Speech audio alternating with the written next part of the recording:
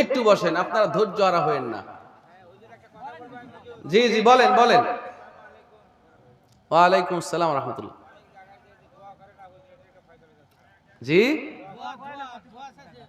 আচ্ছা বসেন বসেন, আপনি বসেন, আপনি বসেন।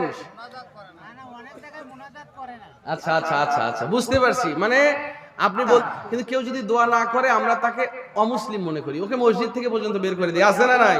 এমনটা করলে আপনি গুনাহগার হবেন, বুঝতে পেরেছেন? যদি আমরা যেভাবে বাধ্য করে মোনাজাত করায়া নেই, এই পদ্ধতিতে যদি তারা একদিনও মোনাজাত করত, তাহলে সাহাবীরা তাবেঈনরা কেউ না কেউ তো দেখতো মোনাজাত করতে, নাকি বলেন?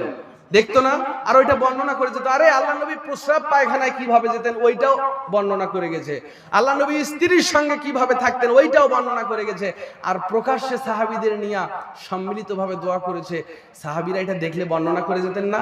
আল্লাহর কসম করে বলছি, কোরআন এবং হাদিসে একটা দলিলও নাই। কোথাও যে নাই, না থাকলে আপনি আমাকে জোর করে বলাবেন কি করে? আমি তো পাই নাই কোথাও। আপনিও চিন্তা করে দেখেন, পাবেন না।